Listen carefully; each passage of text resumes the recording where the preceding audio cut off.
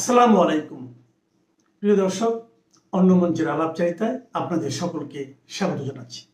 সুপ্রিয় দর্শক শ্রোতা মণ্ডলী, আপনারা এই মুহূর্তে আমাকে যে যেখান থেকে দেখছেন এবং শুনছেন এবং পরবর্তী যে যেখান থেকে দেখবেন এবং শুনবেন, আপনাদের সকলকে জানাই আমি আমার প্রাণঢালা অভিনন্দন এবং শুভেচ্ছা। তো আজকে আপনারা হেডলাইন এবং ব্যানার দেখে বুঝতেই পারছেন যে কি বলছি, যে খাদ্য তেল এটা মানে টোটাল অর্থনৈতিক নিষেধাজ্ঞা দিচ্ছে ভারত। তো এই জিনিসটা যাওয়ার আগে আপনাদেরকে দুইটা বিষয় একটু আলোচনা করি। সেটা হচ্ছে, আপনারা দেখলেন যে মার্কিন সরকার তারা বলেছে যে বাংলাদেশের খনিজ সম্পদ বা বাংলাদেশের যেসব সম্পদ সাগর গর্ভে বা ভূমিতে আছে এগুলো উত্তোলনের ব্যাপারে মার্কিন সরকারের সাথে চুক্তি নাকি একদম খুব ওয়েল অ্যান্ড গুড চুক্তি হয়েছে। তো এটা আপনি বলার কে স্যার? আপনি তো বলার দরকার নেই।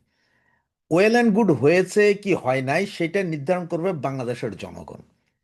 বাংলাদেশের জনগণ নির্ধারণ করবে যে চুক্তিটা বৈধ না অবৈধ, এবং কোন সরকারে করেছে। এটা কি বৈধ সরকার করেছে না অবৈধ সরকার করেছে সেটা বাংলাদেশ বলবো। আপনি একবারই বলার দরকার কি? তার মানে ডাল মে কুছ কালা হ্যায়, তাই নয় কি ভাইরা? এখন চলেন আসি যে ভারত খাদ্য এবং তেল সব কিছু বন্ধ করবে বলে এটা শোনা যাচ্ছে। আমি আসলে আপনাকে 100% গ্যারেন্টি দিতে পারবো না যে এটাই হচ্ছে, তবে শোনা যাচ্ছে সেটা হচ্ছে যে ভারত তো বৃহৎ দেশ, তো এরা যে কোনো সিদ্ধান্ত নেওয়ার আগে সমস্ত স্টেট যা আছে, যেমন কলকাতা, দিল্লি, চেন্নাই, আরও যা আছে, এদের মনে হয় 52টা না 53টা স্টেট আছে, এরকম কিছু একটা, বা আরও কমও হইতে পারে, সরি আমি জানি না এই বিষয়টা। এনারা সবাই ওই অঞ্চলের যারা আছে মুখ্যমন্ত্রী বা সংসদ সদস্য বা এমপি, যে যেই দলের হোক, সবাই মিলে সমন্বিত সিদ্ধান্ত নেয় রাষ্ট্রের যে কোনো বিষয়ে। যেমন শেখ হাসিনা যখন ভারতে গেলেন, ওনাকে সসম্মানে রাষ্ট্রীয় মর্যাদা রাখা হবে, এটা সর্বদলীয় ঐক্য, সর্বদলীয় সিগনেচার হয়েছিল। সারা ভারতের যত দল আছে, যত এমপি আছে, যত নেতা আছে, সবাই বলছে ওকে, ওনাকে রাখতে হবে। যেমন সেইখানে মুসলমানদের সবচেয়ে বড় নেতা ভারতের ওআইসি, যার নেতৃত্বে 35 কোটি মুসলমান, যার কথা শুনে উনি নিজেও বলছেন যে আপনারা শেখ হাসিনাকে সসম্মানে রাখতে হবে।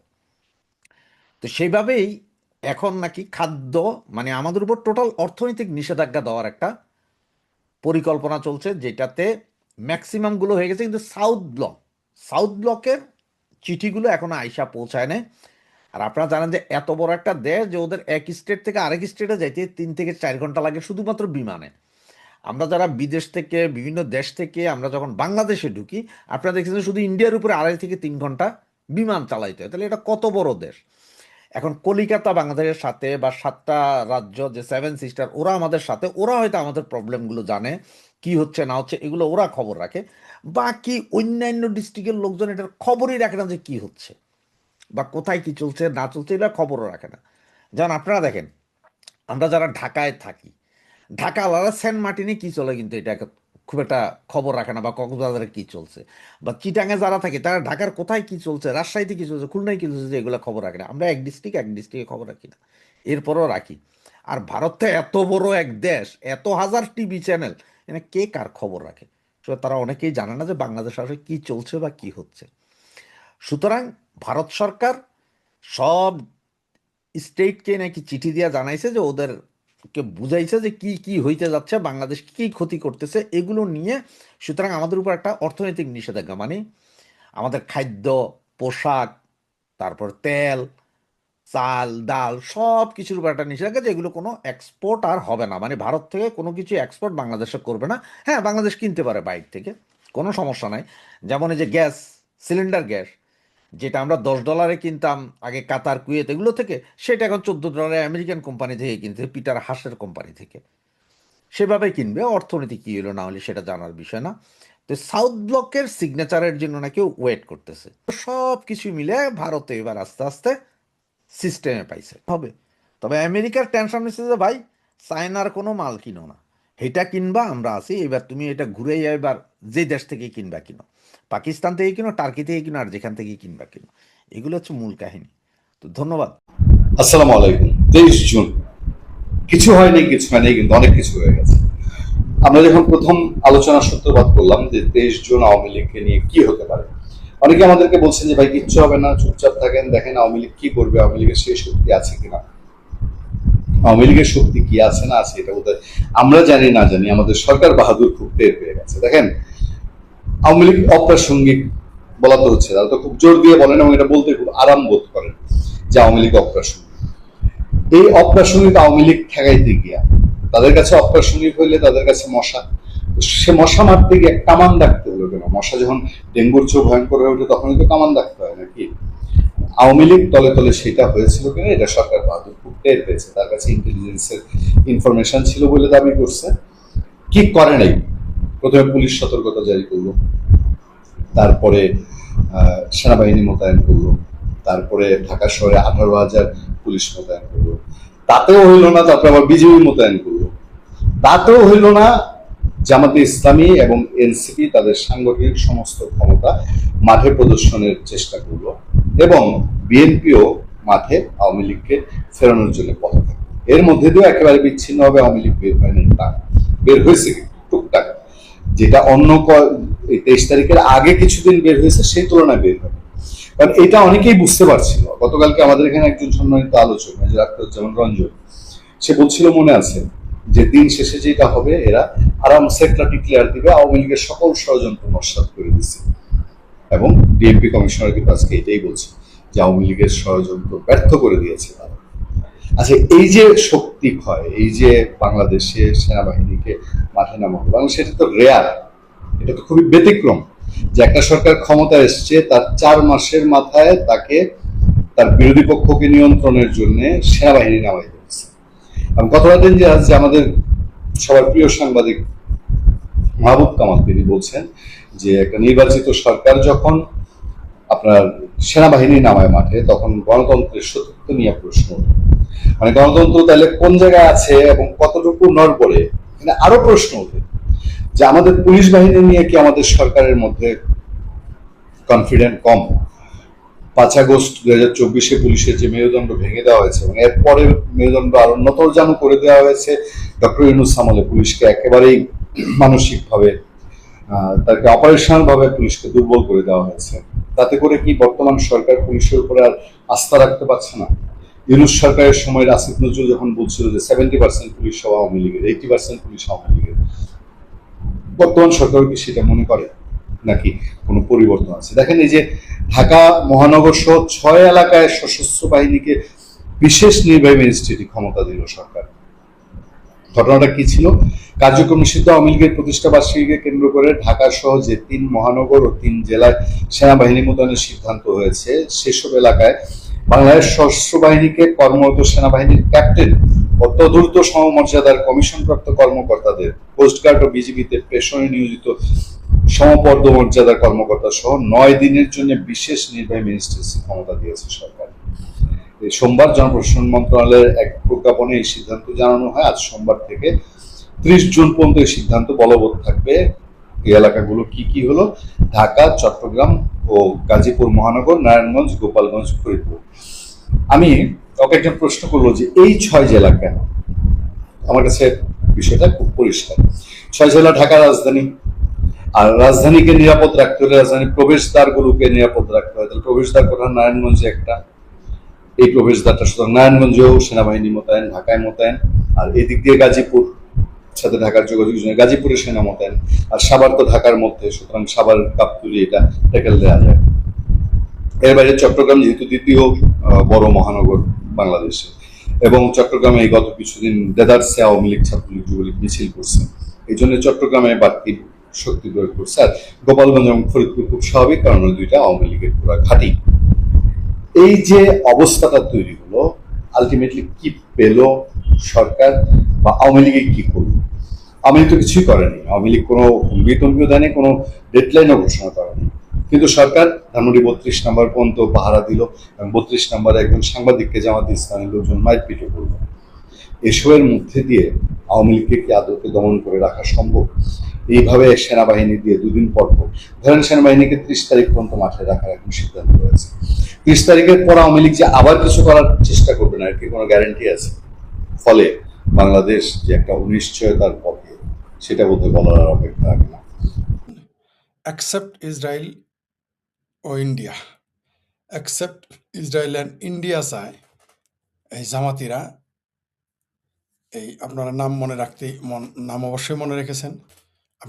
আপনারা দেখেছেন যে জামাতি যে বালিস্টার আছে একটা অরিজিনাল কেসকি বান্দির পোলা, আপনারা ভেবেছেন যে আমরা তাকে ঠাট্টা করে কেসকি বান্দির পোলা বলি, অরিজিনালি কেসকি বান্দির পোলা। এই যে জামাতি যে মালটা আছে না, বালিস্টার শাহরিয়ার, এই বালিস্টার শাহরিয়ার হইতেছে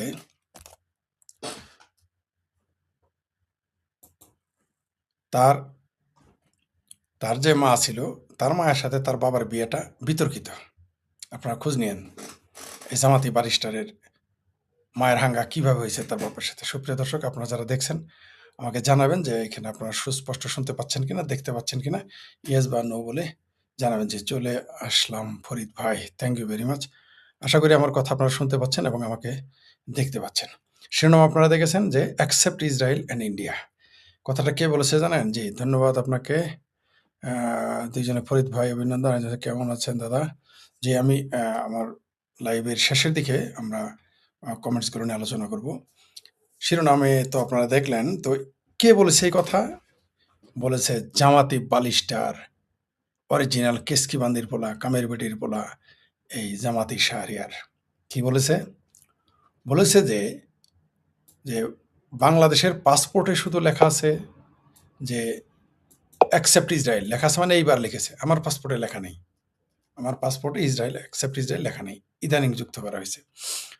সে বলেছে যে বাংলাদেশের নাকি দুইটা দেশের সাথে সম্পর্ক ছিন্ন করা উচিত। একটা হচ্ছে ইসরায়েল তো আছেই, সাথে ভারত। এই কেসকি বান্দির পোলা জামাতিরা জানে না যে ভারতের সাথে সম্পর্ক বাদ দিলে বাংলাদেশের মানুষ দুর্ভিক্ষে না খায় মরবে।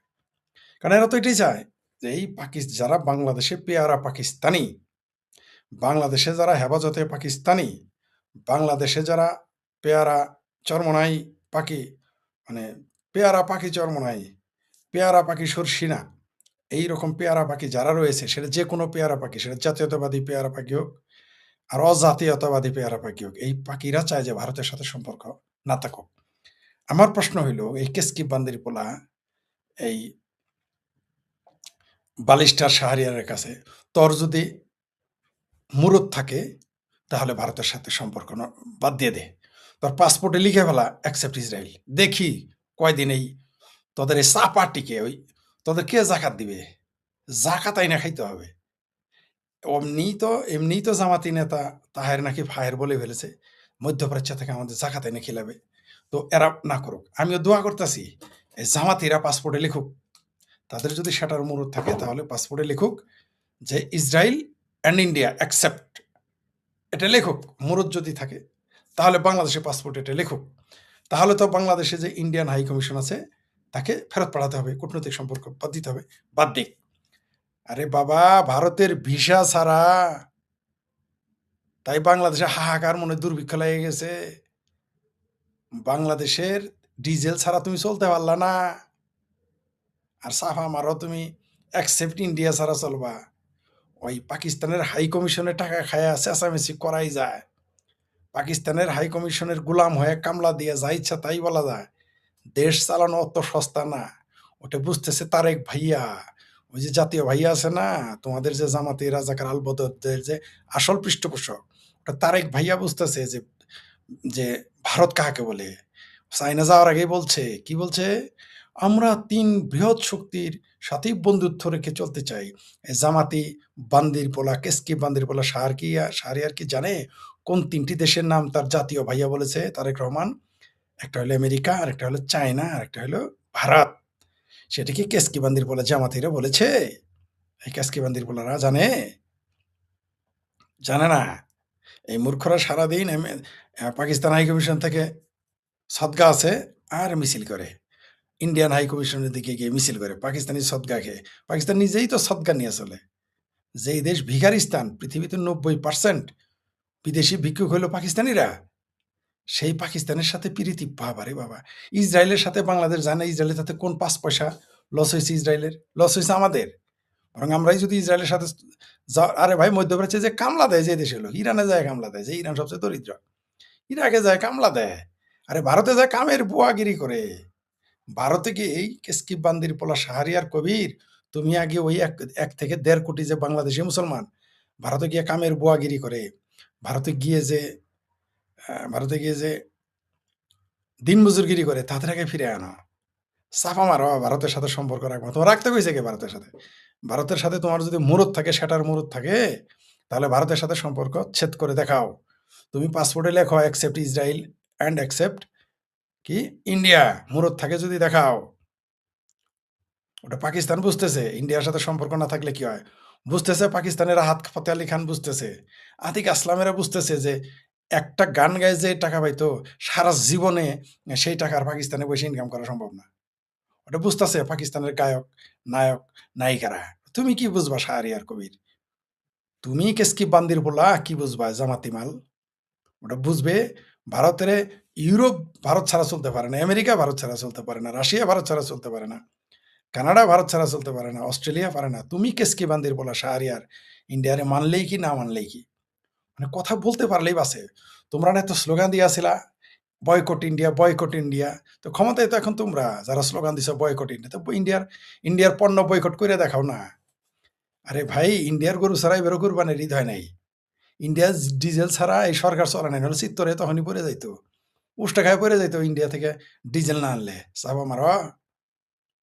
মানে এই দেশের ভারত বিরোধিতা, মানে খাবে ভারতের, পড়বে ভারতের, থাকবে ভারতে, চিকিৎসা করাবে ভারতে, ভারতের পিঁয়াজ, নুন, ডাল, তেল সব খাবে, কচু মুখি সবই খাবে, ইন্ডিয়ান গরুর ভুঁড়ি খাবে, ঠিক আছে? তারপরেও বলবে যে ইন্ডিয়া ছাড়া চলতে পারবে। তো চলো ইন্ডিয়া ছাড়া করে দেখো। জামাতি ব্যালিস্টার তো দূরের কথা, বিএনপিরও বলুক ইন্ডিয়া ছাড়া চলতে পারবে। হাউ মেনি পেডিতে হাউ মেনি গম হয়ে যায় সেটা দেখবে, ঠিক আছে? হাউ মেনি পেডিতে হাউ মেনি রাইস হবে না, হাউ মেনি পেডিতে হাউ মেনি ওয়েট হয়ে যাবে। তা করে দেখাও। টেলিভিশনের টক শো আর ভারতের সাথে চলা এক না তো। তুমি 2024-এর 5ই আগস্টের আগে কই আসিলা? কেসকি বান্দির বলে শাহরিয়ার তোমার তো খুঁজে পায় নাই কেউ। তোমার তো কেউ জানে না বাংলাদেশে কে চিনতে, তোমার মাঠে নামাইছে জামাতিরা। এই জন্য কয়দিন চলবা? যে কয়দিন আর্মিরা বাংলাদেশ পাহারা দিতেছে এই কয়দিনই, যে কয়দিনই ওয়াকারের এই বাহিনী তোমার পাহারা দিবে সেই কয়দিনই। তারপরে তোমার তো হারিয়ে লাগে আবার খুঁজে পাওয়া যাবে না, পালায় চলে যাবে হয় পাকিস্তান হলে তুরস্ক, এটা আমরা জানি। তোমার যেভাবে গুপ্ত থেকে নামানো হয়েছে, সুপ্ত থেকে সামনে আনা হয়েছে, টিভিতে পাঠানো হয়, পত্রিকাতে পাঠানো, এরকম তোমার আবার পাঠাই দিবে, আমরা এটা জানি। তোমার হার কিন্তু খুঁজে পাওয়া যাবে না। ভারত ছাড়া তো ভারত, ইন্ডিয়া অ্যাকসেপ্ট ইন্ডিয়া লেখো। আমি ওটাই চাইতেছি, আমিও দোয়া করতেছি বাংলাদেশ বলুক যে ভারতের সাথে চলবে না, কূটনৈতিক সম্পর্ক ছিন্ন করুক, তারপরে দেখি হাউ মেনি পেডিতে হাউ মেনি গম হয়। এটা একটু আমি দেখতে চাইতেছি। বাংলাদেশ যেদিন ভারতের ছাড়া চলতে চাইবে, ওইদিন কেবল না খায় মরলে বললে, না খায় মারা যাবে বললে ভুল হবে। ওই পাকিস্তানের গলাগলি ধরে কান্নাকাটি করতে হবে, আর কিছুই না। ওটা বুঝতেছে পাকিস্তান যে ভারত থেকে পেঁয়াজ, আলু রপ্তানি না করতে পারলে তার দেশের দাম কত হয়, পেঁয়াজের দাম কত হয়, ওটা ওরা বুঝতেছে। ওই যে পাকিস্তান সীমান্তে চোরাকার বাড়ি টাইট করে দিছে, পাকিস্তানের সেটা বন্ধ হয়ে গেছে, সেটা বুঝে গেছে, সেটাতে বাদ যায় না। সেটা মানে প্যাট, অন্য কিছু বানিয়ে না। আমাদের অঞ্চলে সেটা মানে হলো প্যাট, আঞ্চলিকভাবে আমাদের গ্রামে সেটা মানে প্যাট। পেটে ভাত জুটবে না, পেটে কিছুই ঢুকবে না। করে দেখো না, এমনিতেই তো অবস্থা খারাপ, বাংলাদেশের অর্থনীতি তো এমনি কোথায় গেছে তো ভালো করে জানার কথা। সারা দুনিয়া, ফাসিক চৌধুরী নাকি পাসিক চৌধুরী, সারা দুনিয়াতে ইনভেস্ট খুঁজতে খুঁজতে এখন বলতেছে যে বাংলাদেশে নিজেদের ইনভেস্ট করতে হবে, নিজেদের মধ্যে ইনভেস্ট খুঁজতেছে সোনার চান। ঠিকই বলেছেন। এই টাকলা ফুয়াদ আর শাহরিয়ারের ওই কেসকি বান্দির পোলা, কামের বেটির পোলা শাহরিয়ারের কথাই যদি বাংলাদেশ চলতো, তাহলে বাংলাদেশের মানুষ এমনি দুর্ভিক্ষে না খায় মারা যাবে। আপনারাই বলেন সুপ্রিয় দর্শক, এই কেসকি বান্দির পোলা শাহরিয়ার জামাতি মাল বলেছে যে পাসপোর্টে নাকি লেখা উচিত অ্যাকসেপ্ট ইন্ডিয়া, ইসরায়েল চলবে না, অ্যাকসেপ্ট ইন্ডিয়া লেখো। মানে ইন্ডিয়াতে আর যাবে না, কোনো রকম কূটনৈতিক সম্পর্ক থাকবে না। করো, করে দেখাও। আমি তো দোয়া করতেছি, করো, করে দেখাও না। তখন আগে তো রংপুরে মঙ্গা ছিল, শেখ হাসিনা সেটা শেষ করছে। জননেত্রী শেখ হাসিনা বাংলাদেশ থেকে মঙ্গাকে হাওয়া করে দিছে, মঙ্গা বিলীন করছে রংপুর থেকে। ইন্ডিয়ার সাথে সম্পর্ক শেষ করো, কূটনৈতিক সম্পর্ক শেষ করো, পাসপোর্টে লেখো ইন্ডিয়া যাওয়া যাবে না। পুরো মঙ্গার তখন রংপুরে না, পুরো বাংলাদেশেই তখন মঙ্গা রাষ্ট্র না, বাংলাদেশের নাম দিতে হবে পাকিস্তান না, পূর্ব পাকিস্তান না, মঙ্গাস্তান। এই ভারতের সাথে শেখ হাসিনাকে শেখ হাসিনা সরকার উচ্ছেদের কারণেই বাংলাদেশের অর্থনীতি উষ্টা খায়া বঙ্গোপসাগরে পড়ছে। আর ভারতের নাম যেদিন লেখবা যে ভারতে যাবা না, ভারতে চলবা না, ভারতের সাথে কূটনৈতিক সম্পর্ক শেষ, পাসপোর্টে লেখবা অ্যাকসেপ্ট ইন্ডিয়া, তারপরের দিন পুরো বাংলাদেশের নাম পূর্ব পাকিস্তান, এখন তো পূর্ব পাকিস্তান, তখন নাম হবে মঙ্গাস্তান। আবার বলতেছি, যেদিন ভারতের সাথে সম্পর্ক ছেদ করবা বা ভারত তোমার সাথে সম্পর্ক ছেদ করবে, সেদিন বাংলাদেশের নাম হবে মঙ্গাস্তান। বাংলাদেশও থাকবে না, বাংলাদেশ তো এখনো নাই, পাকিস্তানও নাম থাকবে না, মঙ্গাস্তান। বিশ্বাস হয় না? করে দেখো। ওই যে পাকিস্তানের মতো ভারত বিরোধী জজবা পয়দা করছ, এমনিতে এতিমখানাতে ভরপুর, প্রত্যেক অঞ্চলে এতিমখানা, গিজ গিজ করে এতিমখানা এখনই। তখন বাংলাদেশের নাম হবে মঙ্গাস্তান অথবা এতিমিস্তান, এছাড়া আর কোনো জায়গা হবে না। ওই যে গাজাতে তাও কিছু মানুষ খাদ্য ঠাদ্য পাঠাইছে, কারণ মানুষই 15 থেকে 20 লাখ, কিন্তু বাংলাদেশে 18 কোটি মানুষের কে খাওয়াবে? আল্লাহই তো খাওয়াবো না। আর তো আমেরিকা আর পাকিস্তান তো নিজে ভিক্ষাবৃত্তি করে খায়। তুরস্কর পশ্চাৎ দেশ খালে বিলে। ইরান তো হইল মধ্যপ্রাচ্যের সবচেয়ে গরিব রাষ্ট্র। তো এই বাংলাস্তানে ওরফে আপকামিং মঙ্গাস্তানে কে খাদ্য দিবে? পুরো বাংলাদেশ হয়ে যাবে তখন রোহিঙ্গাস্তান। রোহিঙ্গাদের মতো তাম্বুতে থাকতে হবে। আর কবে জাহাজে করে খাবার আসবে তখন যদি কিছু জুটে। মুরত দেখাও। আমি তো জামাতিদের, আমিও দোয়া করতেছি। এই যে কেসকিপ বান্দির পোলা অরিজিনাল, কামের বেটির পোলা শাহরিয়ার জামাতি মাল যে বলছে যে ভারতে পাসপোর্টে লেখো অ্যাকসেপ্ট ইন্ডিয়া, ইসরায়েলের মতো। আমিও দোয়া করতেছি বাংলাদেশের লেখক, তারপরে একটু দেখতাম বাংলাদেশের কি চায়। বললামই তো, যেদিন ইন্ডিয়ার সাথে সম্পর্ক বন্ধ করে দিবে অথবা ইন্ডিয়া বাংলাদেশের সাথে সম্পর্ক ছেদ করবে, সেদিন বাংলাদেশের নাম হবে মঙ্গাস্তান, বাঙ্গু মঙ্গাস্তান। এই হলো জামাতি মাল। এই শাহরিয়ার আবার বলছে যে বলৎকার নিয়ে নাকি বলছে যেগুলো নাকি স্বাভাবিক বিষয়, ওটা নাকি শাসন করে স্বাভাবিক বিষয়। কত বড় বেহায়া, কত বড় বেহায়া হইলে এই সমস্ত কথা বলতে পারে।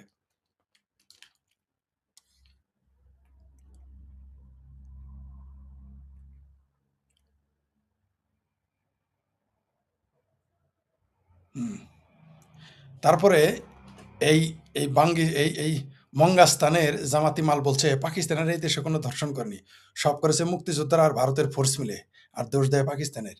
এই কথা বলার পরেও তারা টেলিভিশনে ডাকে। বাংলাদেশের টেলিভিশনগুলি এত বেহায়া হয়ে গেছে, এরা এত মুসলেখা দিয়ে আসছে যে জামাতের এই মালটাকেও তারপর টেলিভিশনে নিতে হবে। এই কথা বলার পরেও তাকে অ্যাক্সেস দেওয়া হয়। বাংলাদেশের মিডিয়া কার দাস আসলে? এরা তো জুতা পিটা করে পাবলিক, এরে কি বলবো আর। যাই হোক, সময় আসুক, জনগণের বিচার করবে, জনগণের বিচার করবে। কিন্তু আমাদের দুর্ভাগ্য, সামারের দেশের সম্পাদকের মতো, ওই মাহমুদুর রহমানের মতো, চাহমুদুর রহমানের মতো সে পালায় তুরস্কে চলে যাবে, আমরা তাকে আর খুঁজে পাবো না। এটা হলো সমস্যা।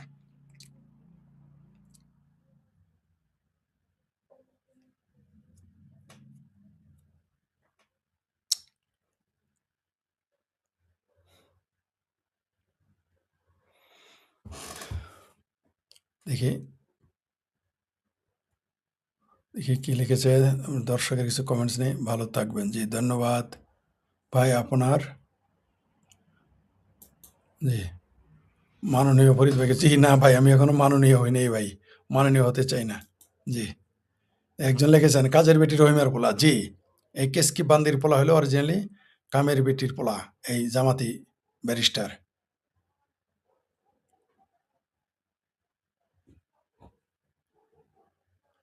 হ্যাঁ এই যে এই কথাটা, জি সুপ্রিয় দর্শক, আপনি বলেছেন যে এই যে জামাতি বালিশটা, জামাতি কামের বেটির পোলা শাহরিয়ার খান বলেছে ভারতের সঙ্গে সব রকম ছিন্ন করে দেখা করি তো বলতেছি। সে লিখেছে পাসপোর্টে লিখতে হবে শুধু অ্যাকসেপ্ট ইসরায়েল না, অ্যাকসেপ্ট ভারত লিখতে, ইন্ডিয়া লিখতে হবে, লিখে দেখাক। আমি তো ঠিক বলতেছি, করে দেখাক। একজন লিখেছে ভারত সবকিছু বন্ধ করে না কেন? করবে, সময় হলেই করবে, সময় হলেই করবে। একজন লিখেছে বাংলাদেশের কিছু মানুষ কেন ইন্ডিয়ার সাথে ভাইয়ার চায়? হ্যাঁ এই চা হলো শুকে খাইতে ভূতে গেলে, তাই ইন্ডিয়ার সাথে ভাইয়ার চায়। আর পেয়ারা পাকিস্তানি, 71-এ যে পাকিস্তান তাদের মায়ের দেশ ভেঙে ফেলছে, তাদের বেদনার দেশ, তাদের মায়ের যে পাকিস্তানি বাবারা ছিল তারা হেরেছে, এই জন্য কষ্ট হয়, এই জন্য ভারতের সাথে যুদ্ধ চায়। এবার যুদ্ধ হলে যে কপালে কি আছে এর উপর দেখতে পারবে।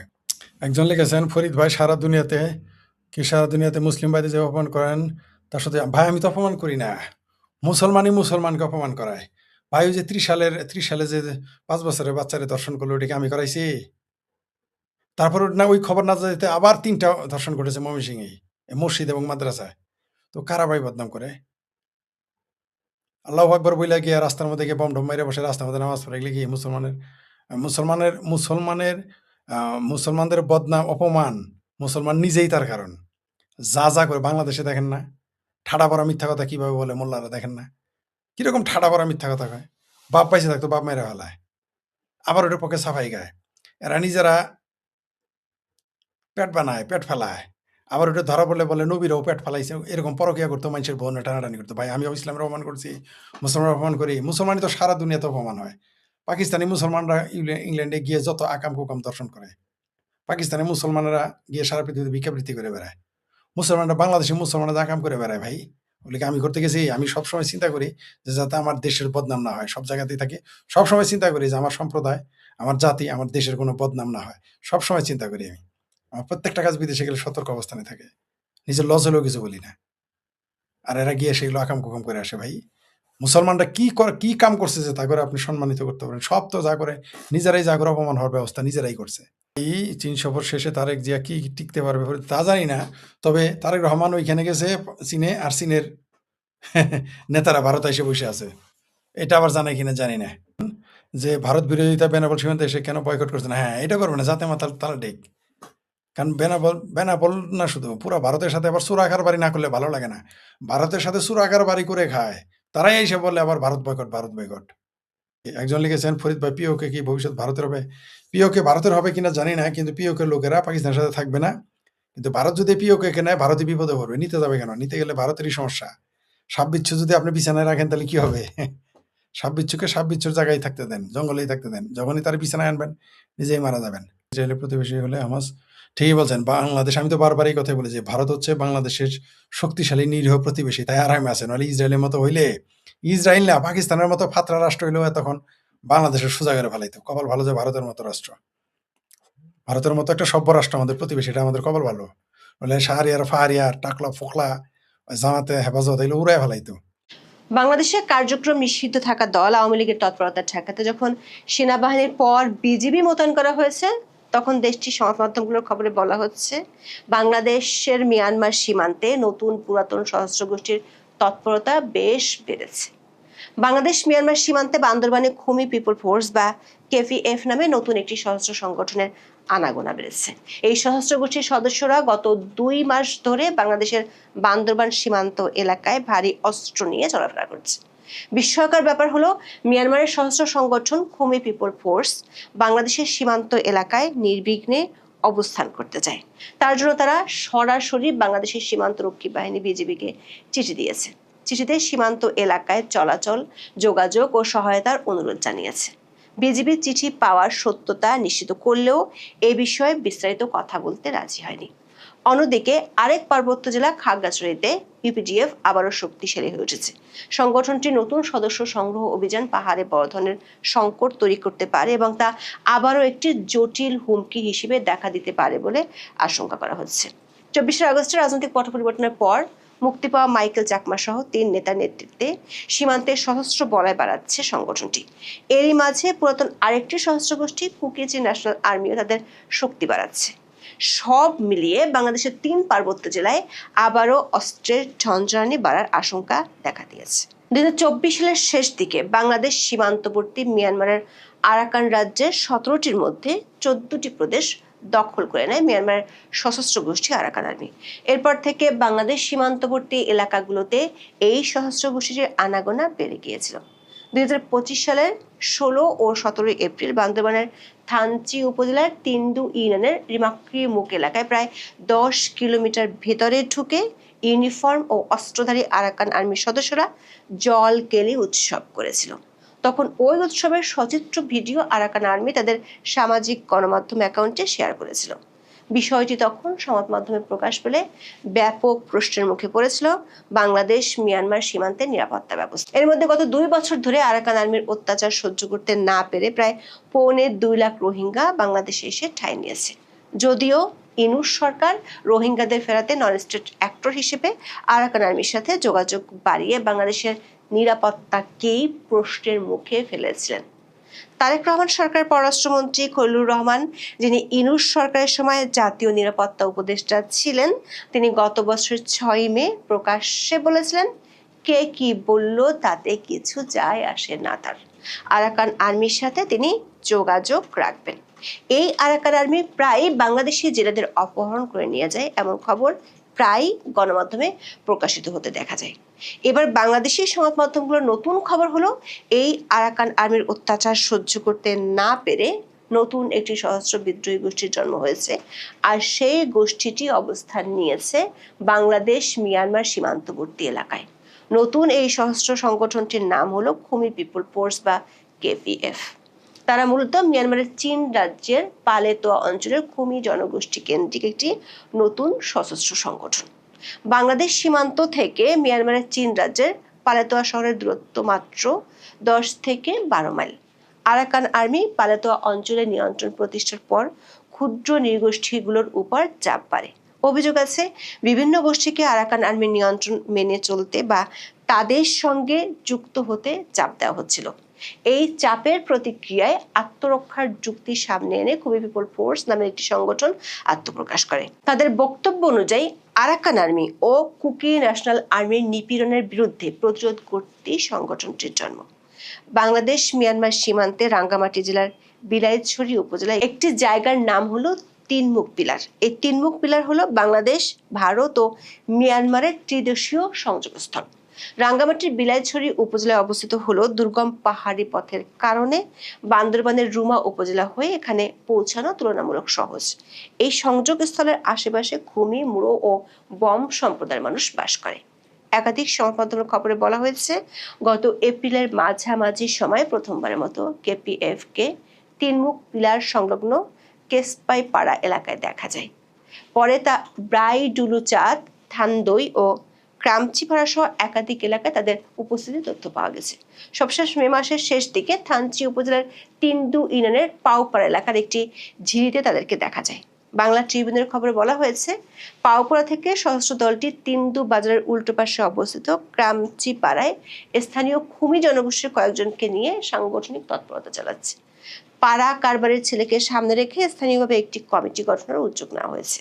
এছাড়া রেমাক্রি ইউনিয়নের এক জনপ্রতিনিধির ইঞ্জিন চালিত নৌকায় সংগঠনের নেতা লাথইং খুমিকে তিনদুর রাজা পাথর এলাকায় দেখা গেছে। বিস্ময়ের ব্যাপার হলো, খুমিদের সশস্ত্র সংগঠন কেপিএফ অবাধে চলাফেরা ও তৎপরতা চালানোর জন্য বাংলাদেশ সরকারের কাছ থেকে অনুমতি চেয়েছে। খুমি পিপল ফোর্স গত 25 মে বিজেপিকে একটি চিঠি দেয়।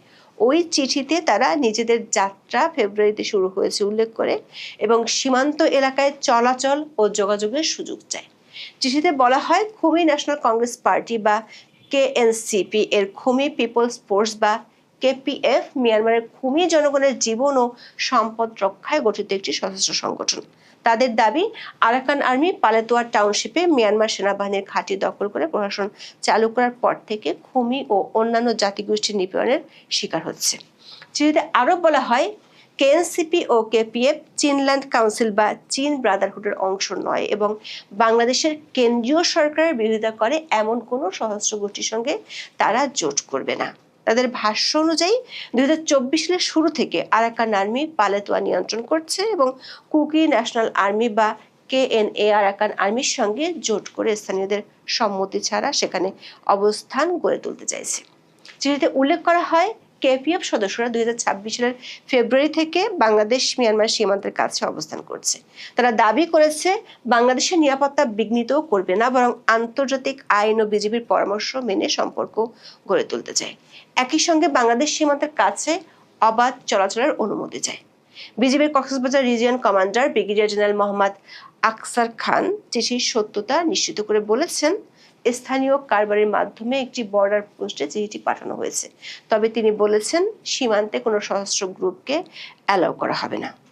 সংশ্লিষ্টরা বলছেন, এই অবস্থান বাংলাদেশের জন্য অত্যন্ত গুরুত্বপূর্ণ, কারণ সীমান্তে বিদেশি সশস্ত্র গোষ্ঠীর সামান্য উপস্থিতিও যদি সহনীয় হিসেবে দেখা হয়, তাহলে তা ভবিষ্যতে বড় নিরাপত্তার ঝুঁকিতে পরিণত হতে পারে। তারা মনে করেন কোনো বিদেশি সশস্ত্র সংগঠন যখন একটি দেশের সীমান্তরক্ষী বাহিনীকে চিঠি দেয় তখন সেটি শুধু যোগাযোগ বা সহযোগিতা চাওয়ার চেষ্টা নয়, বরং নিজেদের অস্তিত্ব, সংগঠনগত সক্ষমতা এবং সীমান্তে অবস্থানের একটি রাজনৈতিক ঘোষণা। খুমি পিপল ফোর্সের বাংলাদেশ সীমান্ত ঘেঁষা এলাকায় অবস্থানের পেছনে কয়েকটি কারণ থাকতে পারে বলে মনে করেন নিরাপত্তা বিশ্লেষকরা। পার্বত্য অঞ্চলে আরাকান আর্মির প্রভাব বাড়ার পর ছোট জাতিগোষ্ঠীগুলো নিরাপদ জায়গা খুঁজছে। পাহাড়ি দুর্গমতা, নদীপথ, ঝিরি ও সীমান্তের ঝোপঝাড়ের গোপন চলাচলের পর সশস্ত্র গোষ্ঠীর জন্য সুবিধাজনক। বান্দরবান, মিজোরাম, পালাতুয়া ত্রিদেশীয় অঞ্চল ঐতিহাসিকভাবে গেরিলা চলাচল, চোরা চালান, আত্মীয়তা ভিত্তিক পারাপার এবং সীমান্তবাসীর অনানুষ্ঠানিক যোগাযোগ এলাকা। ফলে রাষ্ট্রীয় সীমারেখা কাগজে স্পষ্ট হলেও পাহাড়ি সমাজে সেটা সামাজিক। এছাড়া বান্দরবানের থানচি রেমাক্রি অঞ্চলে খুমি জনগোষ্ঠীর বসতি আছে। ভাষা, পরিচয়, আত্মীয়তা ও জাতিগত নৈকট্য ব্যবহার করে মিয়ানমারের খুমি সশস্ত্র গোষ্ঠী স্থানীয় সহানুভূতি বা নেটওয়ার্ক তৈরির চেষ্টা করতে পারে। বিশ্লেষকরা মনে করছেন সীমান্তে বাংলাদেশের জন্য বেশ কিছু ঝুঁকি বাড়ছে। সীমান্তে বিদেশি সশস্ত্র গোষ্ঠীর অদৃশ্য ঘাঁটি বা চলাচল পথ তৈরি হলে খাদ্য, আশ্রয়, গাইড, নৌযান বা স্থানীয় যোগাযোগের নেটওয়ার্ক গড়ে তুলতে পারে। তাহলে সেটি দ্রুত নিরাপত্তা চ্যালেঞ্জে পরিণত হয়। স্থানীয় পাহাড়ি সমাজের উপর চাপ তৈরি হতে পারে। অস্ত্র, মাদক ও চোরাচালান রুটের সঙ্গে নতুন সশস্ত্র গোষ্ঠীর সংযোগ তৈরি হলে রাজনৈতিক সশস্ত্র গোষ্ঠী ও অবৈধ অর্থনীতির রুট একে অন্যের উপর নির্ভরশীল হয়ে পড়ে। তাছাড়া বাংলাদেশ, ভারত, মিয়ানমার ত্রিদেশীয় নিরাপত্তা জটিলতা তৈরি হলে সেটা আঞ্চলিক নিরাপত্তা ইস্যুতে পরিণত হবে। এর মধ্যে টাইমস অফ বাংলাদেশ আরেকটি খবর প্রকাশ করেছে। 22শে জুন সংবাদ মাধ্যমটির প্রকাশিত খবরে বলা হয়েছে, পাহাড়ে ইউপিডিএফ এর তৎপরতা বাড়ছে, যে কারণে পাহাড়ে সশস্ত্র কর্মকাণ্ড আবারও দেখা দেওয়ার শঙ্কা জেগেছে। খবরটিতে বলা হয়েছে, পার্বত্য চট্টগ্রামের সক্রিয় পাহাড়ি সংগঠন ইউনাইটেড পিপলস ডেমোক্রেটিক ফ্রন্ট বা ইউপিডিএফ নতুন করে তাদের পরিধি বাড়াচ্ছে বলে জানিয়েছেন দেশের নিরাপত্তা সংস্থার কর্মকর্তারা। এই সংগঠনটি সম্প্রতি পাহাড়ি আদিবাসী যুবকদের দলে টানার প্রক্রিয়া জোরদার করছে। এমনকি সীমান্তের কাছাকাছি দুর্গম বনাঞ্চলে নতুন সদস্যদের একাংশকে অস্ত্র প্রশিক্ষণ দেওয়া হচ্ছে বলেও অভিযোগ উঠেছে। নিরাপত্তা বাহিনীর ঊর্ধ্বতন কর্মকর্তারা জানিয়েছেন, পাহাড়ের সাম্প্রতিক এসব ঘটনা সরকারের সর্বোচ্চ মহলকে জানানো হয়েছে। এ বিষয়ে এখন পর্যন্ত আনুষ্ঠানিক কোনো বিবৃতি দেওয়া না হলেও পাহাড়ি জেলাগুলোর সামগ্রিক নিরাপত্তার উপর এর কি প্রভাব পড়তে পারে তা খতিয়ে দেখছে কর্তৃপক্ষ। সশস্ত্র তৎপরতার জন্য আওয়ামী লীগ আমলে গ্রেপ্তার হয়েছিলেন সংগঠনটির নেতা মাইকেল চাকমা, কিন্তু 24 আগস্টে রাজনৈতিক পট পরিবর্তনের পর 7 আগস্ট কথিত আয়নাঘর থেকে মুক্তি পান মাইকেল চাকমা। এরপর থেকে পাহাড়ে তার বিরুদ্ধে ব্যাপক চাঁদাবাজির অভিযোগ থাকলেও ইনুস আমলে ধরাছোঁয়ার বাইরে থেকে যান তিনি। চাঁদাবাজির মামলায় মাইকেল চাকমাকে 2025 সালের 7 অক্টোবর 8 বছরের সশ্রম কারাদণ্ড দেন আদালত। সূত্রগুলো বলছে, তিনি বর্তমানে দেশের বাইরে আছেন, সেখান থেকে চালাচ্ছেন ইউপিডিএফ এর কার্যক্রম। নিরবিচ্ছিন্ন আর্থিক ও লজিস্টিক সহায়তা পাওয়ার কারণেই সংগঠনটি পার্বত্য চট্টগ্রাম জুড়ে তাদের সদস্য সংগ্রহ অভিযান জোরদার করতে পেরেছে। ইউপিডিএফ এর কেন্দ্রীয় কমান্ড এবং প্রধান ঘাঁটিগুলো রাঙ্গামাটির কাউখালী উপজেলা এবং খাগড়াছড়ির লক্ষ্মীছড়ি উপজেলার সীমান্তবর্তী এলাকায় অবস্থিত। রাঙ্গামাটি খাগড়াছড়ি মহাসড়কে অবস্থিত রাঙ্গামাটি সদরের কুতুকছড়ি এলাকাটি তাদের অন্যতম প্রধান আস্তানা হিসেবে পরিচিত। টাইমস অফ বাংলাদেশের খবরে বলা হয়েছে, এই গোষ্ঠীর অর্থায়ন ও অস্ত্রের সম্ভাব্য উৎস সম্পর্কে নিরাপত্তা সংস্থাগুলোর কাছে তথ্য রয়েছে। একই সঙ্গে দেশে ও দেশের বাইরে অবস্থানরত শীর্ষ নেতাদের সঙ্গে কারা যোগাযোগ রাখছেন সেই সংক্রান্ত বিস্তারিত তথ্য তাদের কাছে আছে। তবে ইউপিডিএফ এর মুখপাত্র অঙ্গ বার্মা তাদের সংগঠন সশস্ত্র কর্মকাণ্ডে জড়িত থাকার অভিযোগ অস্বীকার করেছে। মোহাম্মদ ইউনূসের নেতৃত্বাধীন অন্তর্বর্তীকালীন সরকারের সময় পাহাড়ি জেলাগুলোর কিছু অংশে সহিংসতা, অগ্নিসংযোগ এবং সাম্প্রদায়িক উত্তেজনার ঘটনার পর এই অসন্তোষ আরও তীব্র হয়েছে। ইউপিডিএফ এই অসন্তোষকে কাজে লাগিয়ে নিজেদের সমর্থক গোষ্ঠী বাড়ানোর চেষ্টা করছে। স্থানীয় বেশ কয়েকটি সূত্রের দাবি, আওয়ামী লীগ সরকারের আমলে আর্থিক ও সাংগঠনিক সমস্যার কারণে ইউপিডিএফ এর কার্যক্রম অনেকটাই সীমিত হয়ে পড়েছিল। তবে তারা মনে করেন, আওয়ামী লীগ সরকারের পতনের পর যে রাজনৈতিক পরিবর্তন এসেছে তা সংগঠনটিকে আবারও সক্রিয় হওয়ার সুযোগ করে দিয়েছে। পাহাড়ের একাধিক সূত্র বলছে, পাহাড়ের পুরাতন আরেকটি সশস্ত্র গোষ্ঠীর তৎপরতা বাড়ছে। সেটি হলো কুকিচিন ন্যাশনাল ফ্রন্ট বা KNF।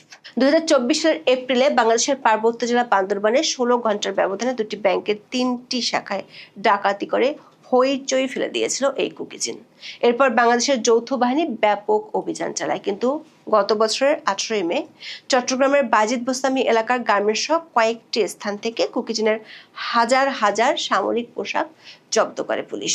বিশ্লেষকরা বলছেন, একদিকে ভারতীয় সীমান্তগুলোতে অস্থিরতা চলছে, অন্যদিকে মিয়ানমার সীমান্তে বাড়ছে সশস্ত্র গ্রুপগুলোর তৎপরতা। তাদের কেউ কেউ চিঠি দিয়ে অবাধে তৎপরতা চালানোর অনুমতিও চাইছে। এমন পরিস্থিতিতে সরকার সেনা ও বিজেপিকে ব্যস্ত রাখছে আওয়ামী লীগ ঠেকাতে। এই সুযোগে সীমান্তের এই পাহাড়ি পথগুলো একবার যদি সশস্ত্র রাজনীতির করিডোরে পরিণত হয়, তাহলে তা শুধু বান্দরবানের সমস্যাই থাকবে না, তা হয়ে উঠবে বাংলাদেশের জাতীয় নিরাপত্তার দীর্ঘমেয়াদী দুশ্চিন্তা। অর্থাৎ বাংলাদেশের যে ইতিহাস, বাংলা নামক দেশ, এই দেশের যে ইতিহাস, এই ইতিহাসের বয়স যত বছর, ঠিক বাংলাদেশ আওয়ামী লীগের বয়স তত বছর। ইতিহাসের নানান বাঁকে বাঙালির জীবন যেভাবে পরিবর্তন হয়েছে, আওয়ামী লীগের ভাগ্য কিন্তু ঠিক সেভাবেই পরিবর্তন হয়েছে। আপনারা যদি অনেকেই বলতে পারেন যে বাংলাদেশের ইতিহাস তো শুধু 1948 সাল থেকে শুরু হয়নি, এটি সত্যি কথা। আমাদের এই জনপদে বাংলাদেশে যে মানুষ বসবাস করে, এই মানুষের ইতিহাস 1948 সাল থেকে শুরু হয়নি।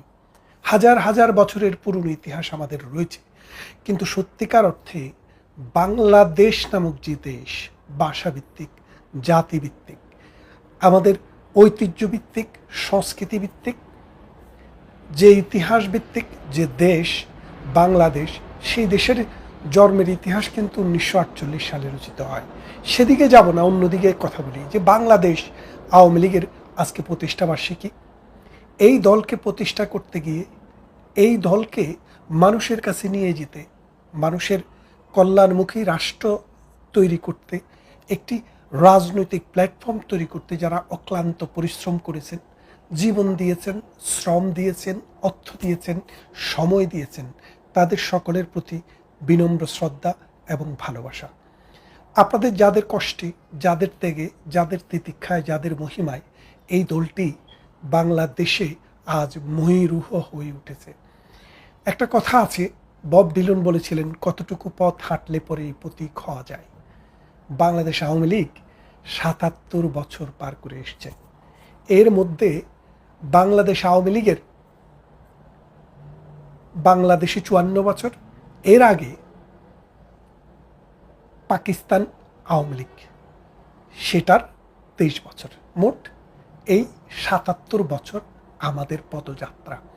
এই ৭৭ বছরে বাংলাদেশ আওয়ামী লীগ এই দেশকে, এই জাতিকে, এই সমাজকে, এই দক্ষিণ পূর্ব এশিয়ার রাজনীতিতে কি কি ভূমিকা রেখেছে তা যদি বলতে যাই তো ১০ মিনিট ১৫ মিনিটের ভিডিওতে হবে না। তাই আমি প্রধান কিছু বিষয় আপনাদের সামনে তুলে ধরতে চাই, তাদের সম্মানে, তাদের স্মৃতিতে, যাদের ত্যাগে, যাদের তিতিক্ষায়, যাদের মহিমায় এই দলটি সত্যিকারের একটি জনসংগঠন হয়ে উঠেছে। জাতির জনক বঙ্গবন্ধু শেখ মুজিবুর রহমানের ছোঁয়ায়, তার আদর্শে, তার নেতৃত্বে এই দলটি পরিপুষ্ট হয়ে উঠেছে। এই দলের কাণ্ডারি ছিলেন মাওলানা আব্দুল হামিদ খান ভাসানী, হোসেন শহীদ সরওয়ার্দী। অনেকেই এই দলের ছায়াতলে ছিলেন, এই দলকে সার্ভ করেছেন, এই দলের সহযোগিতায় নিজের জীবন যৌবন শেষ করেছেন। মাওলানা আব্দুর রশিদ তর্কবাগীশ, শামসুল হক, এরকম অনেক নাম বলা যায়, সব নাম এখন বলা সম্ভব না। তবু আমি যে ইতিহাসের যে বাঁকটি দেখাতে চাই, 1948 সালে যখন বাংলাদেশ আওয়ামী লীগ অর্থাৎ পূর্ব পাকিস্তান আওয়ামী লীগ বা পাকিস্তান আওয়ামী লীগ গঠিত হয়, সেটি কিন্তু মুসলিম লীগ থেকে এসছে। মুসলিম লীগের যে মানুষেরা পাকিস্তান নামে একটি রাষ্ট্র করার জন্য অথবা বাঙালির স্বাধিকার, একটা স্বাধীন রাষ্ট্র পাওয়ার জন্য যে কাজ করেছিলেন, সেটি প্রথমত ছিল মুসলিম লীগ। সেই মুসলিম লীগ যখন এই পাকিস্তান রাষ্ট্র সৃষ্টি হওয়ার পর ফাংশনিং কোনো ভূমিকাই তারা রাখতে পারছিল না, তখন বাংলাদেশের মানুষ বাংলাদেশ আওয়ামী লীগ তৈরি করে। অর্থাৎ বঙ্গবন্ধুর নেতৃত্বে, প্রথম যদিও মাওলানা ভাসানী নেতৃত্বে যান, কিন্তু এটার উদ্যোগটা কিন্তু আওয়ামী লীগের প্রাণ, এই দলের প্রাণ বঙ্গবন্ধু শেখ মুজিবুর রহমান, যিনি পরবর্তীতে এই বাঙালি জাতির জনক হয়েছেন, বঙ্গবন্ধু উপাধি পেয়েছেন। দেখেন 48 সালের পর 52 সালের ভাষা আন্দোলন, এই ভাষা আন্দোলনের নেতৃত্ব দিয়েছে বাংলাদেশ আওয়ামী লীগ। খেয়াল করে দেখেন, আওয়ামী লীগের নেতৃত্বে একটি ভাষা আন্দোলন হয়েছে, সেই ভাষা আন্দোলনে আমরা জয়লাভ করেছি। আমাদের সালাম, রফিক, শফিক, জব্বার অনেকেই জীবন দিয়েছে। জীবনের বিনিময়ে একটি স্বাধীন সার্বভৌম রাষ্ট্রের যে ভাষা, সেই বাংলা ভাষাকে রাষ্ট্রীয় ভাষার মর্যাদা দিয়েছে। খেয়াল করে দেখেন, 1913 সাল নোবেল সৃষ্টি হওয়ার মাত্র 13 বছরের মাথায় বাঙালি কবি বাংলা সাহিত্যে নোবেল পায়। সেই ভাষাটিকে পাকিস্তান বাহিনী তুচ্ছ জ্ঞান করেছিল। এই 52 সালের ভাষা আন্দোলনের পর সামরিক জান্তা বিরোধী যে আন্দোলন ভারত, বাংলাদেশে বা পাকিস্তানে শুরু হয়, তার নেতৃত্ব দিয়েছিল বাংলাদেশ আওয়ামী লীগ, অর্থাৎ আওয়ামী লীগ নেতৃত্ব দিয়েছিল সেটার, তখন পাকিস্তান আওয়ামী লীগ। সেই আওয়ামী লীগ 54 সালে এই বাসানি, এই হক বাসানি, ন্যাপ যত আছে সবাই এক জায়গায় ছিল তখন, অর্থাৎ যুক্তফ্রন্টের একটা নির্বাচন করেছিল 54 সালে। এই যুক্তফ্রন্টের নির্বাচন করে 54 সালে পাকিস্তানিদেরকে দেখিয়ে দিয়েছিল যে এই বাংলার মানুষ কি চায়, বাংলার মানুষের অধিকারে রক্ষায় তারা কি চায়। তারা এই পাকিস্তানের ফ্রেমওয়ার্কের ভিতরে থাকলেও তাদের যে নিজস্ব স্বাতন্ত্র্য বোধ আছে, তারা যে সংখ্যায় বেশি এবং তাদের যে স্বাধীনতার আকাঙ্ক্ষা আছে, সেই জিনিসটা তারা 54 সালে এই যুক্তফ্রন্টের নির্বাচনে আওয়ামী লীগের নেতৃত্বে যুক্তফ্রন্টকে নির্বাচিত করেছিল। খেয়াল করে দেখেন, ভাষা আন্দোলনের পর 54 মাত্র 2 বছর পরে বাঙালিরা সরকার গঠন করেছিল। কিন্তু সরকার গঠন করলেও আইয়ুব খানের মতো সামরিক জান্তারা বাংলাদেশের এই অংশের মানুষকে, পূর্ব পাকিস্তানের এই অংশের মানুষকে ক্ষমতায় বসতে দেয়নি। তারপরে আসেন 62 সালে শিক্ষা আন্দোলন। আপনারা জানেন, একটা কমিটি হয়েছিল, সম্ভবত হামদুর রহমান কমিশন, শিক্ষা কমিশন। যে শিক্ষা কমিশনের ভাষার ব্যাপারে যেই সুপারিশমালা ছিল, সেটা বাঙালির ইতিহাস, ঐতিহ্য, আশা এবং আকাঙ্ক্ষার বিপরীত। তাই মানুষ আন্দোলন করেছিল। সেই আন্দোলনে নেতৃত্ব দিয়েছিল আওয়ামী লীগ। সেই আওয়ামী লীগের নেতৃত্বে 62 সালের সেই শিক্ষা আন্দোলনে পাকিস্তানি জান্তা বাধ্য হয়েছিল সেই শিক্ষা কমিশনকে বাতিল ঘোষণা করতে। তারপর 63 সালের 6 দফা আন্দোলন, যেটাকে বলে বাংলাদেশের মানে ম্যাগনা কার্টা, স্বাধীনতার যে বাংলাদেশ স্বাধীনতা যুদ্ধের তৈরি হওয়ার যে দলিল, সেই দলিলটা মূলত তৈরি করেন বঙ্গবন্ধু 1966 সালে। এই 66 সালে যখন এই ম্যাগনা কার্টা রচিত হয়, তখন বঙ্গবন্ধু বলেছিলেন, আরে মিয়া, দফা তো দিছি 6টা, দাবি তো দিছি 6টা, আসলে ভেতরে ভেতরে দাবি তো একটা। কি দাবি? স্বাধীনতার দাবি। এই দাবিকে সামনে রেখেই কিন্তু 6 দফা সামনে নিয়ে আসা হয়েছে। কারণ একটা রাষ্ট্রের ভিতরে আপনি বিদ্রোহী হয়ে খুব বেশি কিছু করতে পারবেন না, রাষ্ট্রবিরোধী হয়ে আপনি কিছুই করতে পারবেন না। যদি করেন, today, tomorrow or day after আপনাকে আইনের আওতায়, রাষ্ট্রের আইনের আওতায়, রাষ্ট্রের ভিতরে একটা আইন থাকে যেটা কোনো কিছু দিয়া বন্ধ করা যায় না। 1971 সালে খুনিরা পার পায়নি, 1975 সালের খুনিরা পার পায়নি, আর 2024-এর যে খুনিরা আমাদের অসংখ্য নেতা নেত্রীকে, নেতাকর্মীকে খুন করেছে, ধ্বংস করেছে আমাদের ইতিহাস, ঐতিহ্যকে, তাদেরও মুক্তি নেই। Today, tomorrow or day after. তারপরে আসেন, এই 66 দফা আন্দোলন যখন থামাতে পারছিল না, তখন বঙ্গবন্ধুর বিরুদ্ধে রাষ্ট্রদ্রোহের মামলা নিয়ে আসে, যে আগরতলায় গিয়ে বঙ্গবন্ধু ষড়যন্ত্র করেছে, পাকিস্তান ভাঙার ষড়যন্ত্র, এবং তার মৃত্যুদণ্ড। সেই তার মৃত্যুদণ্ডের বিরুদ্ধে সারা বাংলার মানুষ ফুঁসে উঠে। তার নেতৃত্ব দিয়েছে আওয়ামী লীগ, এবং এই আওয়ামী লীগের নেতৃত্বে তোফায়েল ভাই আজ চলে গেছেন। তোফায়েল ভাই, রাজ্জাক ভাই, আমু ভাই, এরা, সিরাজুল আলম খান, তারপরে আসম রব, মাখন ভাই, তারপরে শাহজাহান সিরাজ, ওদের নেতৃত্বে বাংলাদেশ এগিয়ে গেছে এবং 69-এ গণ অভ্যুত্থানে বঙ্গবন্ধুকে মুক্ত করতে সমর্থ হয়েছে। বঙ্গবন্ধুর জীবন সেদিন রক্ষা পেয়েছে। এই 69-এর গণ অভ্যুত্থানের পর 70-এ আসে নির্বাচন। এই নির্বাচনে নেতৃত্ব দিয়েছে বাংলাদেশ আওয়ামী লীগ, আজকের বাংলাদেশ আওয়ামী লীগ, তখনকার পাকিস্তান আওয়ামী লীগ, সেই নির্বাচনে 10 ডিসেম্বর 1970 সেই নির্বাচনে বাংলাদেশ আওয়ামী লীগ অর্থাৎ তথা আওয়ামী লীগ নিরঙ্কুশ বিজয় অর্জন করে 2 পাকিস্তানে। একক সংখ্যাগরিষ্ঠ দল হিসেবে পাকিস্তান শাসন করার ক্ষমতা অর্জন করে। কিন্তু পাকিস্তান বাহিনী, পাকিস্তানি সামরিক জান্তা এই বাঙালির হাতে ক্ষমতা দিতে কোনোভাবেই রাজি হয়নি। তারপর কি হলো দেখেন, তারপর 26শে মার্চ রাত্রে, কালো রাত্রিতে, যখন বাঙালির উপরে হত্যাযজ্ঞ, যখন গণহত্যা শুরু করে, তখন বঙ্গবন্ধু শেখ মুজিবুর রহমান স্বাধীনতার ডাক দেন। তাকে নিয়ে যাওয়া হয় পাকিস্তান, পশ্চিম পাকিস্তানের কারাগারে, এবং সেখানে তার বিচারে তার মৃত্যুদণ্ডের রায় হয়। খেয়াল করে দেখেন, একটা মানুষকে 3 বার হত্যা করা হয়েছে।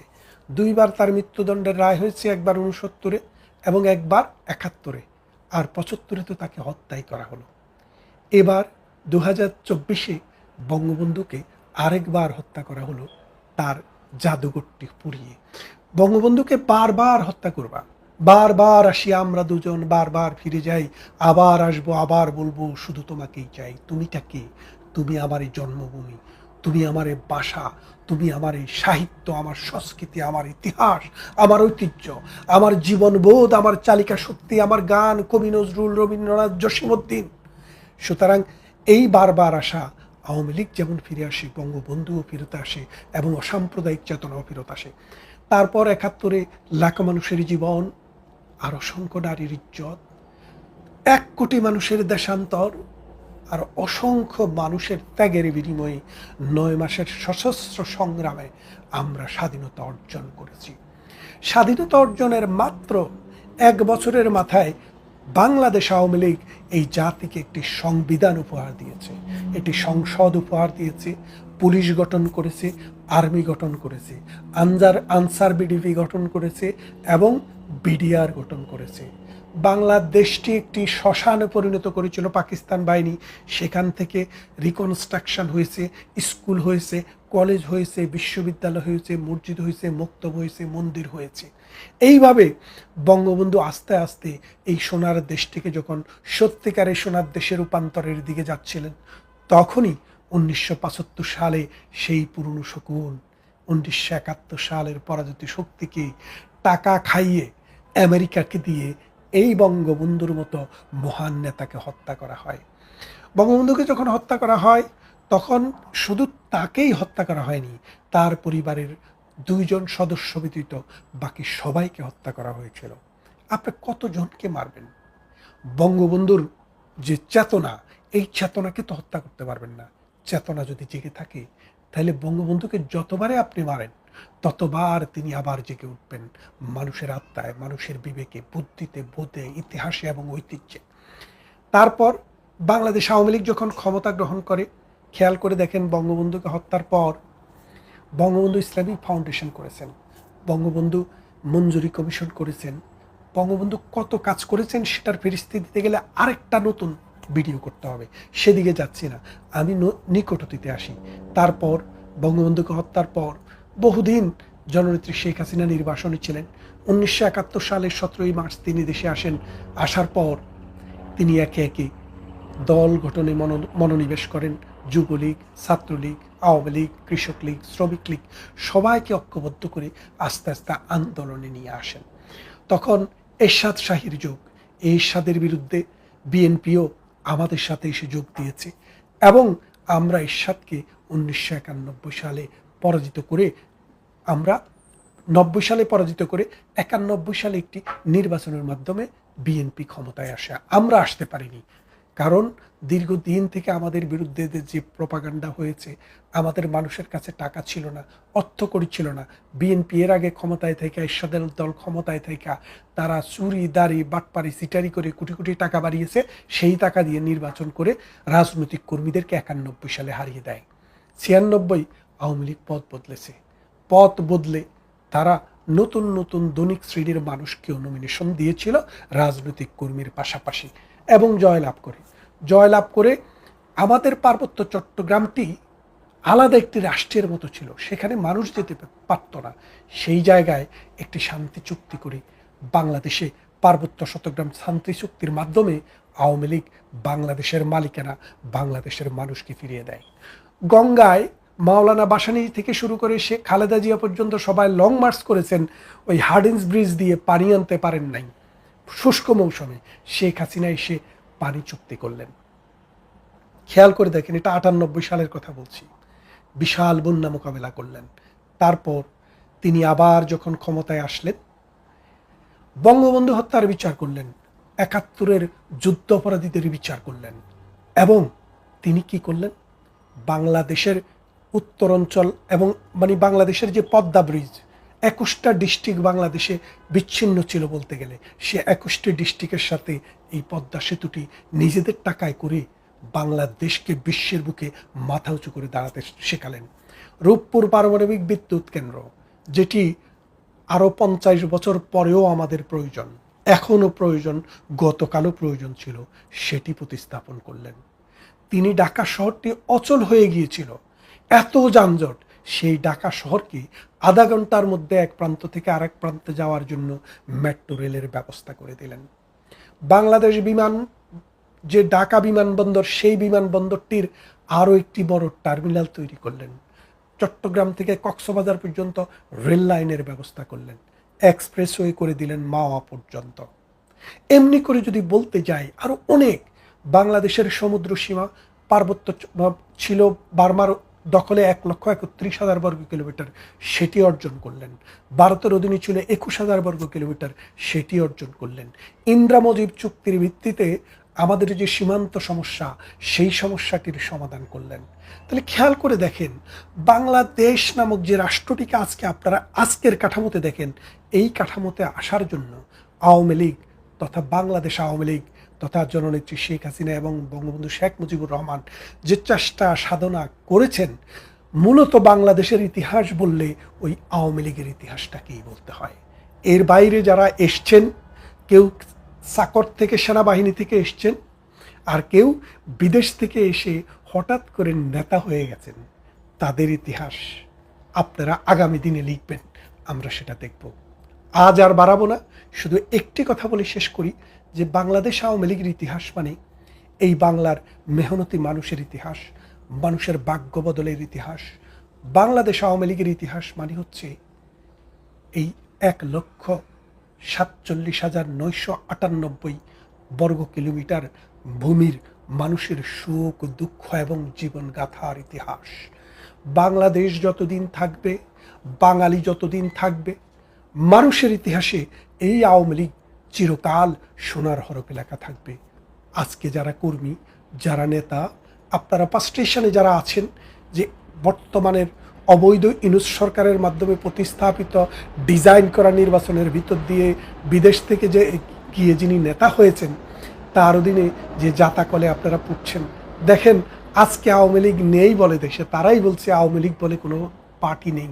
সেই পার্টিকে, সেই স্বপ্নের পার্টিকেও তারা আর্মি দিয়ে কন্ট্রোল করার চেষ্টা করছে। কারণ কতটুক পথ হাঁটলে পরে পথিক হওয়া যায়। আমরা পথিক, এই বাংলাদেশের পথিক। পথ আমাদের ঠিকানা, পথ আমাদের জন্য তৈরি হয়ে থাকে না, আমরা পথ তৈরি করি দেশের জন্য, মানুষের জন্য, উন্নততর জীবনের জন্য। আওয়ামী লীগ আসছে, আপনারা অপেক্ষা করুন, খুব বেশি দিন নেই। যারা 71-এ ঘাতক, রাজাকার, আলবদর, আলশাম ছিল, এখনও তারা তাই আছে, তাদের বদল হয়নি। আমরা যখন আসব, পদ্ম পারে নৌকো করে ভিড়ব, তখন দেখবেন তারা শয়তান যেভাবে আস্তাগফিরুল্লাহ পড়লে পালিয়ে যায়, এই জয় বাংলা ধ্বনিতে এই শয়তানেরা পালিয়ে যাবে। ভালো থাকবেন, শুভেচ্ছা আবারও। প্রতিষ্ঠা বার্ষিকী সফল হোক বাংলাদেশ আওয়ামী লীগ, বাংলাদেশ ছাত্রলীগ, যুবলীগ, শ্রমিক লীগ, কৃষক লীগ, মহিলা লীগ, আওয়ামী আইনজীবী পরিষদ সহ সমস্ত সংগঠনের নেতাদের প্রতি অকৃত্রিম শ্রদ্ধা এবং ভালোবাসা। ভালো থাকবেন সবাই।